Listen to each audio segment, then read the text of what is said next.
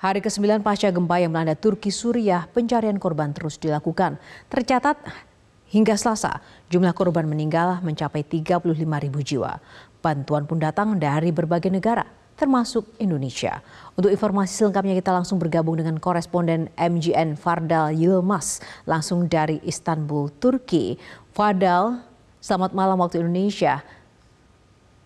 Selamat malam, selamat sore waktu Turki, Mbak Yohana.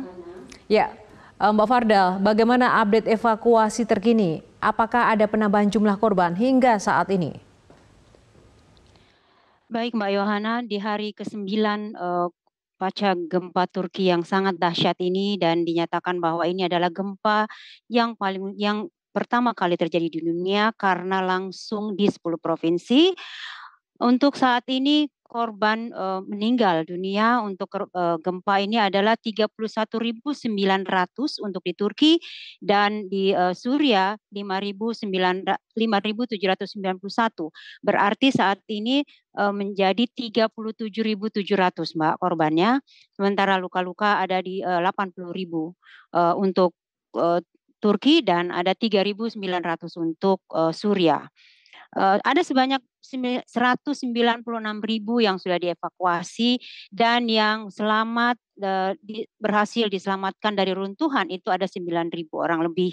Bahkan Mbak Yohana tadi setelah hampir 201 jam ada 2 orang yang berhasil diselamatkan dari bawah reruntuhan dan itu suatu mukjizat yang luar biasa karena diketahui bahwa masa hidup di bawah reruntuhan itu kayaknya sudah hampir pada titik akhir gitu ya Mbak.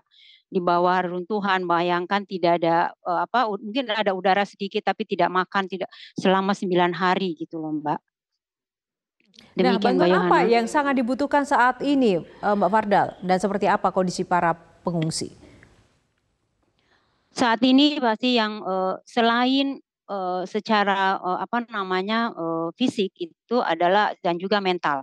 Yang paling dibutuhkan pastinya adalah obat-obatan, ya selimut, macam itu semua makanan itu terjamin semua. Tapi yang paling penting juga adalah mainan buat anak-anak, kemudian secara mental gitu. Jadi sekarang itu para relawan itu banyak hadir di sini adalah guru, kemudian para psikolog gitu ya. Selain dokter ini juga dari dokter jiwa lah juga maksudnya itu yang ada untuk di sini.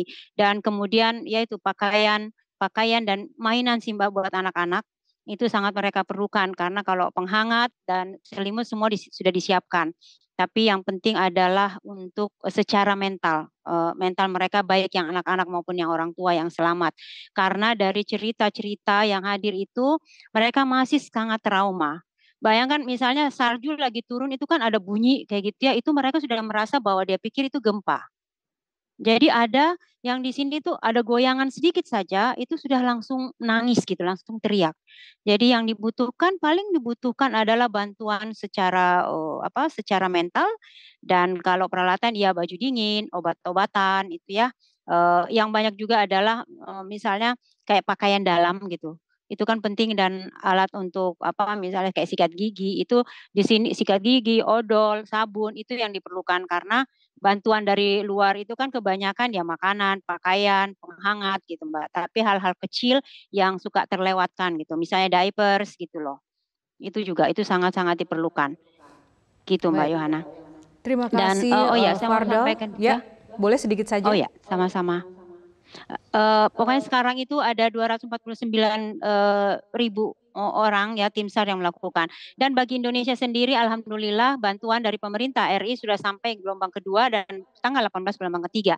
Tetapi yang besar juga adalah donasi dari masyarakat Indonesia yang ada di Turki melalui mengumpulkan donasi sendiri dan ada beberapa organisasi dari Indonesia itu langsung mengirimkan ke sini melalui organisasi yang ada di Turki ini gitu ya dan difasilitasi pemberiannya ke Bulan Sabit Merah oleh KJRI Istanbul dan KBRI Ankara.